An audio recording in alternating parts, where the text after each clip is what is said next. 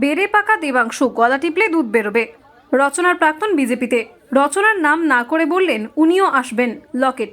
সিদ্ধান্ত মহাপাত্র বুঝতে পেরেছেন দুর্নীতিমুক্ত দেশ গড়তে গেলে নরেন্দ্র মোদীর হাত ধরতে হবে, কিন্তু ইনি অর্থাৎ রচনা বুঝতে পারেননি।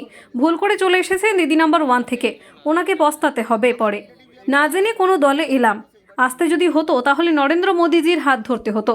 আমি জানি আজ না হয় কাল তাকে আসতেই হবে এই দলে, বললেন লকেট চট্টোপাধ্যায়। বসিরহাট কেন্দ্রে বিজেপি প্রার্থী সন্দেশখালীর মুখ রেখা পাত্র স্বাস্থ্যসাথীর উপভোক্তা। এই নিয়ে দেবাংশু ভট্টাচার্যের এক্স প্রসঙ্গে লকেট বলেন, বাচ্চা ছেলে দেবাংশু, গলা টিপলে দুধ বেরোবে। এরা বেশি বেড়ে পাকা, আজ এসেছে কাল থাকবে না। লকেট আরও বলেন, সন্দেশখালী থেকে বিজয় রথ শুরু হবে, বাংলার মহিলারা জেগে উঠবে। সন্দেশখালীর ডাকে তৃণমূল নিপাত যাবে, সারা বাংলা থেকে তৃণমূল মুছে যাবে।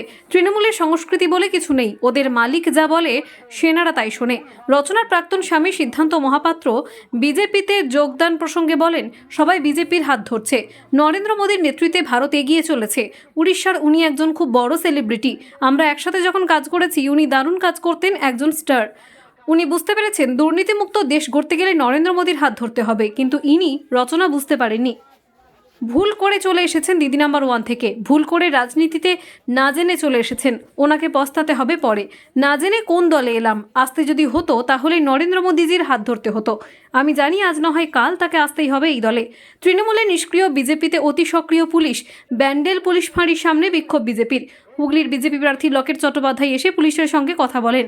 লকেটের দাবি, 2019 সালের পর থেকে ব্যান্ডেলে যারা বিজেপি করতেন তাদের বিরুদ্ধে মামলা দিয়ে বাড়ি ছাড়া করা হয়েছে। অনেকেই জেল খেটেছেন। বিজু পাসওয়ান এলাকা ছাড়া। শিবা কাহার ও কৃষ্ণা কাহারকে পিন্টু সিং ও গঙ্গা মহালি মারধর করেছে। পুলিশ এখনও গ্রেফতার করতে পারেনি। পুলিশে উপর থেকে নির্দেশ দিয়েছে গুন্ডাদের দিয়ে ভোট করানোর। পুলিশকে ব্যবহার করছে তৃণমূল, বলেন লকেট চট্টোপাধ্যায়। পুলিশ সূত্রে খবর, ব্যান্ডেল অন্নপূর্ণা বাজার এলাকায় হোলির দিন একটা গন্ডগোল হয়, দুই পক্ষের মধ্যে মারামারি হয়। অভিযোগ দায়ের হলে একজনকে গতকাল গ্রেফতার করে পুলিশ।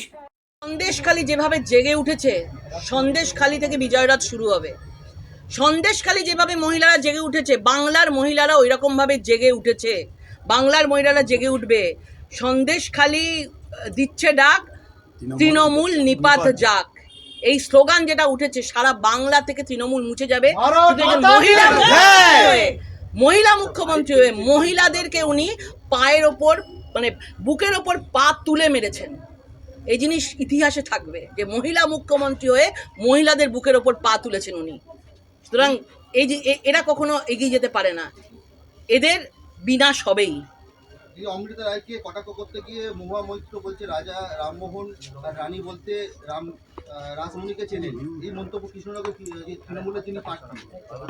এদের একটা সংস্কৃতি মানুষকে ছোট করা, মহিলা হয়ে মহিলাদের ছোট করা। ওপরে মালিক যা বলবে তাই তো তার নিচের সৈন্যরা করবে না। মালিক যদি মহিলা যদি সন্দেশখালীতে না গিয়ে তিনি সন্দেশখালীর মহিলাদের ভিডিও দেখতে চান, প্রমাণ চান, সন্দেশখালী মহিলাদের সঙ্গে রেপ হয়েছে ভিডিও দিন, যদি বলতে পারে, তাহলে তার সেনাপতিরা তো এগুলো বলবেই। তাদের সংস্কৃতি কি আছে? তাদের সংস্কৃতি বলে তাদের কিচ্ছু নেই। তারা জেতার জন্য যা খুশি করতে পারে। দিদি, উন্নয়ন মন্ত্রী উদয়ন গুহ বলছে ওরা এগুলো আমি জানি না, অর্ধেক জানি না। কংগ্রেসের প্রার্থী প্রাপ্ত স্বামী সিদ্ধান্ত মহাপাত্র বিজেপিতে অংশগ্রহণ করেছে, কি বলবেন? দেখুন, এটাই বলবো যে সবাই ভারতীয় জনতা পার্টির হাত ধরছে, সবাই, কারণ একমাত্র নরেন্দ্র মোদীজির নেতৃত্বে দেশ এগিয়ে যাচ্ছে। সুতরাং উড়িষ্যা বলুন, আজকে উড়িষ্যার উনি একজন বিশাল বড় একজন সেলিব্রিটি আর্টিস্ট। আমরা কাজ করেছি সেই সময়, তখন উনি কাজ করতেন, সিদ্ধান্ত মহান্তি। উনি ভালো দারুণ কাজ করতেন, ওখানকার স্টার উনি। এবং উনিও বুঝেছেন যে একমাত্র দুর্নীতি মুক্ত ভারতবর্ষ করতে গেলে, দেশ করতে গেলে কিন্তু নরেন্দ্র মোদীর হাত ধরতে হবে। কিন্তু ইনি বুঝতে পারেননি, ইনি ভুল করে চলে এসছেন দিদি নাম্বার 1 থেকে। ভুল করে উনি রাজনীতিতে না জেনে রাজনীতিতে চলে এসছেন। আমি মানে ওনাকে পস্তাতেও হবে পরে যে আমি কোন রাজনীতিতে, আমি কোন দলে এলাম। আসতে যদি হতো তাহলে নরেন্দ্র মোদীজির হাত ধরতে হতো। এবং আমি জানি আজ না হোক কাল তাকে আসতেই হবে এই দলে। দিদি, একদিকে দিলীপ ঘোষের বিষয়, দিলীপ ঘোষ মুখ্যমন্ত্রীকে যে কথাটি বলেছেন, তৃণমূল ব্যাপকভাবে সরব হয়েছে। কিন্তু খোদ হুগলি জেলায় শ্রীরামপুরের সাংসদ কল্যাণ ব্যানার্জি একটা ভিডিও ভাইরাল হয়েছে, মহিলা সাংবাদিক সঙ্গে অশালীন ব্যবহার করছেন, তাকে যা তা বলেছেন, ইংরেজি বাংলাতে অপমান। উনি তো মহিলাদের, আমাকে নিয়ে কথা বলেন, সাংসদকে নিয়ে কথা বলেন, তাহলে আপনি ছেড়ে দিন, নিজের মহিলাদেরকে কিছুকে দেখে। নিচের মহিলাদেরকে কি চোখে দেখে? মা আছেন, মেয়ে আছেন, সবাই আছেন, কিন্তু তার মানে ভেবে দেখুন বাড়ির মাকে বা মেয়েকেও তাহলে কি চোখে দেখেন? যিনি সাংসদকে, একজন সাংসদের প্রতিনিধিকে তিনি যদি এভাবে বলতে পারেন গলার লকেটকে পায়ে নুপুর করবো, তো মহিলা সাংবাদিককে মানে আর ছেড়েই দিন, সাধারণ মানুষকে কি বলবে? নিজের বাড়ির লোককে সম্মান দেয় তো? আমার ডাউট আছে, নিজের বাড়ির লোকের সাথে এভাবেই কথা বলে। স্বাস্থ্যসাথী কার্ডের তথ্য তুলে রেখা পাত্রকে নিশানা তৃণমূলের জাতীয় মহিলা কমিশনে যা অভিযোগ করেছে বিজেপির যিনি প্রার্থী, এইসব এদের মানে যে দেবাংশুর মতো এইসব বাচ্চা আছে না, সেই গলা টিপলে দুধ বেরোয়, এদের বেশি বেড়ে পাকা এরা। আজ এসছে কাল থাকবে না, এসব বোঝা যায়। গলা টিপলে দুধ বেরোবে এদের। দিদি একটা সবাই 2019-এর ইলেকশনের পর থেকে এখানে ভারতীয় জনতা পার্টির জয়ী হওয়ার পর থেকে এখানে পরপর দেখা গেছে যারা সেই সময় ভোটে ছিলেন এবং যারা ভারতীয় জনতা পার্টি করতো, এক এক করে তাদেরকে কেস দিয়ে এলাকা ছাড়া করা হয়েছে। বিজু পাসওয়ান, তার মাও এসেছিলেন, কান্নাকাটি করে গেছেন। মোটামুটি তাদের প্রত্যেককেই, বাড়ির পরিবারকে, তাদেরকে জেল খাটতে হয়েছে। কেন? না, ভারতীয় জনতা পার্টিকে তারা সাপোর্ট করে বলে। আজকে বিজু পাসওয়ান সে এই এলাকায় ঢুকতে পারছে না। সে অনেকবার ফোন করেছে, 2019 থেকে 5 বছর হয়ে গেছে, অনেকবার ফোন করেছে এবং ফোন করে ঢোকার চেষ্টা করেছে, আমাকেও অনেকবার রিকোয়েস্ট করেছে, কিন্তু পুলিশ এখানে তাকে ঢুকতে দিচ্ছে না। কেন? তাদের মনে হচ্ছে যে সে প্রভাবিত করতে পারে ভারতীয় জনতা পার্টিকে। কয়েকদিন আগে শিবা কাহার, আরেকজন কৃষ্ণা কাহার, তাদেরকে পিন্টু সিং তার দলবল তাদেরকে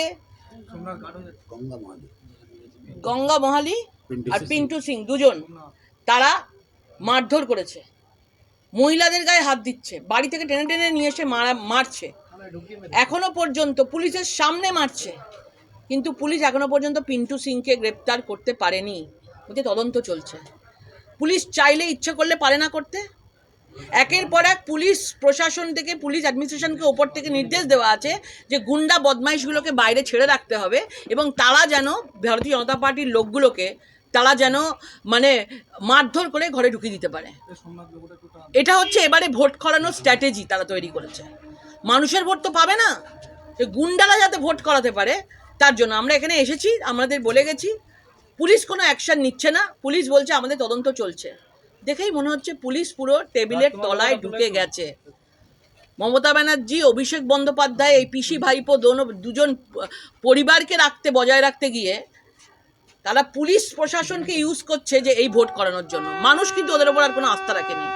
দুর্নীতিতে ভরপুর, দুর্নীতি ভরে গেছে এই হুগলিতে, সারা বাংলা জুড়ে। আপনাদের কালকে নাম করে করে বলেছি যে কোথায় কত অ্যাকাউন্টে টাকা ঢুকেছে, শুধু 4-5টা 10টা নাম করেছি। তাহলে ভেবে দেখুন কত লক্ষ লক্ষ লোকের এরকম হয়েছে। তো এইরকম একটা পরিস্থিতি চলছে এবং আমরা বলছি যত এরকমভাবে আমাদেরকে আটকাবে, যত আটকাবে, ভারতীয় জনতা পার্টি কিন্তু আগামী 2024-এর লোকসভায় তত ভালো রেজাল্ট করবে, তত এগিয়ে যাবে। কোনো দুর্নীতি কোনোদিন মানুষকে বেশি দূর এগিয়ে নিয়ে যেতে পারে না। পুলিশের এই ধরনের অত্যাচার, স্বজন পোষণ কোনোদিন বেশি দূর এগিয়ে নিয়ে যেতে পারে না এদেরকে। এদের মনে রাখতে হবে, পুলিশ প্রশাসনকে, এদেরকে কিন্তু একদিন আমাদের সাথেই কাজ করতে হবে। কারণ তৃণমূল শেষ, 26-এর আগে সরকারটা পড়ে যাবে, সবাই জেনে গেছে। 24 থেকে তার শুরু হয়ে গেছে, ভাঙন শুরু হয়ে গেছে। 26-এর আগে সরকার পড়ে যাবে। এই পুলিশ প্রশাসন যারা রয়েছে তাদের কিন্তু এখানেই থাকতে হবে, তাদের পরিবারও থাকে, তাদের এখানেই থাকে। যে তারা যে তাদের সাথে সেই পায়ে ধরে, যারা পা ধরে পুলিশ প্রশাসন যে জিনিস করছে তৃণমূলের সাথে, এটা কিন্তু মানুষ ভালো চোখে নিচ্ছে না। তার জবাব 2024-এ দেওয়া হবে। আয়েশ আলমের রিপোর্ট, বেঙ্গল আনলিমিটেড। রয়েছে আরও খবর, আর এই খবরের আপডেট পেতে আপনারা সাবস্ক্রাইব করুন এই চ্যানেলটিকে।